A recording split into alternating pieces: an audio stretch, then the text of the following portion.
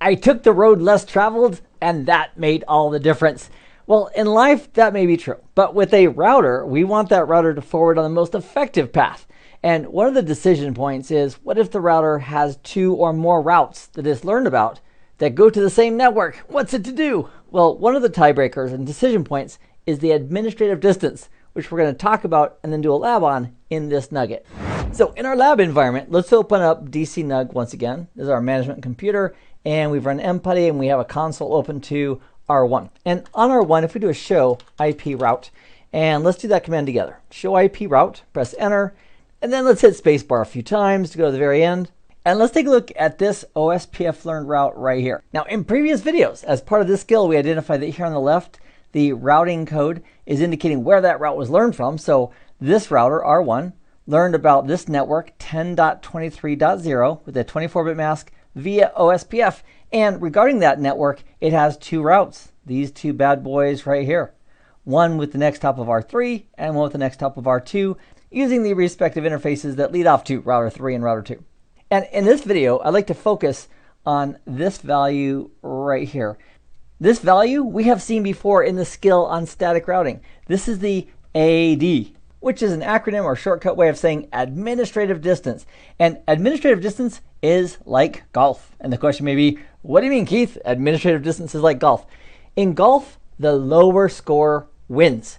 And with routing, if we have 2 different routes to the same exact network, in this case it's 10.23.0.0/24, if we have 2 routes to the exact same network, but one of those has a lower administrative distance or lower AD, that is the route that's going to be used. Now you might be looking at this and saying, wait, Keith, there's 2 entries, there's 2 routes here for this given network, 10.23. And that's because, check it out, the administrative distance, among other things, is exactly the same. And so routers, if they have knowledge of 2 different paths to get to the same network, and it's the exact same network, 10.23.0/24, and they have the exact same administrative distance, as well as the metric, which we'll cover in a separate video, the router can go ahead and round robin or use both of those paths to forward packets to that destination network. And another great question is, why is this administrative distance, this first number here following the network, why is that 110 for OSPF? And that's because that is the default administrative distance unless we tweak it or tune it another way. So based on the source of the route, the method it was brought in, there is a default administrative distance. So even though a route has lots of options for learning routes, I'd like us to focus on 4 ways or 4 methods and take a look at the default administrative distance values based on those 4 methods. And let's start with the few that are on the screen. If a route is brought into the router and learned via OSPF, the default administrative distance is 110. That's why we see this 110 right here. That's the default administrative distance for an OSPF learned route. The next one that we can also see on the screen is an R. If a route is learned via the RIP protocol, Routing Information Protocol. So I'll put that here as far as how it learned the route. What do you think? Based on this routing table that we're looking at, it's 120. We haven't tweaked it or modified it. That's the default administrative distance. So I've got a question for you. Let's imagine this router is running OSPF and RIP routing protocols, both at the same time. And the router learns via RIP and also via OSPF the network 23.63.93.0 with a 24-bit mask.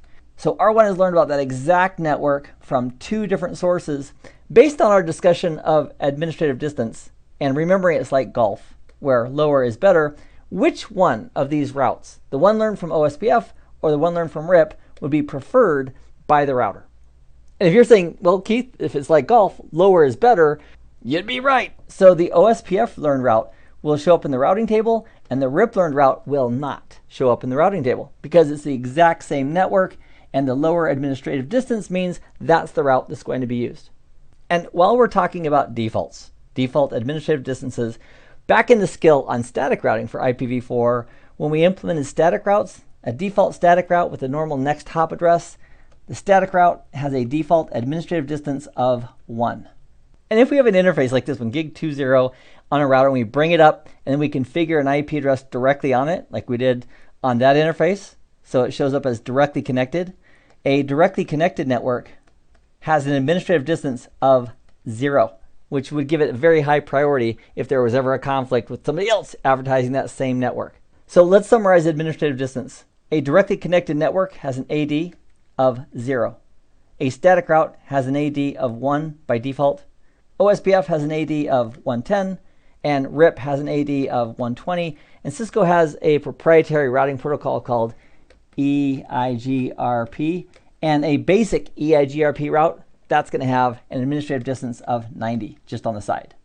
And so if we had a route and it was directly connected, and it was also a static route, and we learned it via OSPF, and we learned it via RIP, and we learned it via EIGRP, the one that the router would actually use and put in the routing table would be this one, because it has a better administrative distance than all the rest for the exact same network.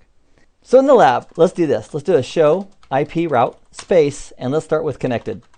Show IP route connected. These are routes that are directly connected, or the router believes are directly connected. And with these, instead of saying the administrative distance is 0, which it is, it just says instead directly connected. So whenever it says directly connected, just think of an administrative distance of 0, which is a super great AD, much preferred over any other number. Next, let's hit the up arrow key for show IP route, and instead of looking at connected routes, let's pick the next highest one, and that would be static routes. So we'll do a show IP route static, and they'll just show us the static routes on this router.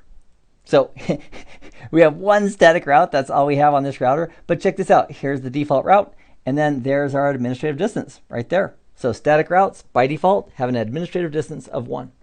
Next, let's take a look at routes that were learned via OSPF, just to confirm the administrative distance. So we'll do a show IP route space, and then we'll put in OSPF, press enter, and that will just show us the OSPF learned routes. We'll hit space to continue.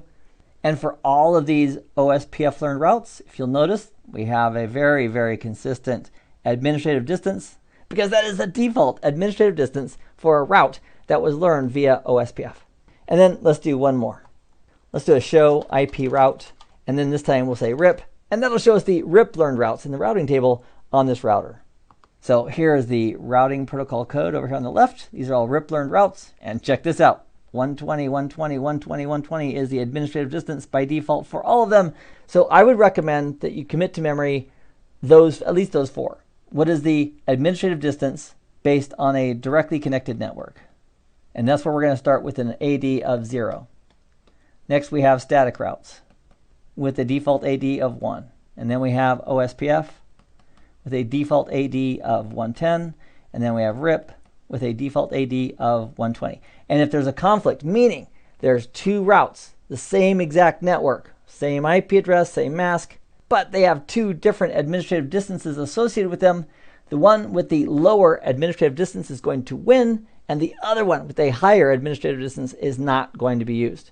In fact, that's the technique we used back in the skill on static routing to create a floating static route. We artificially created a higher default administrative distance than the normal, and that way that route would never ever be used until the primary route disappeared or went away.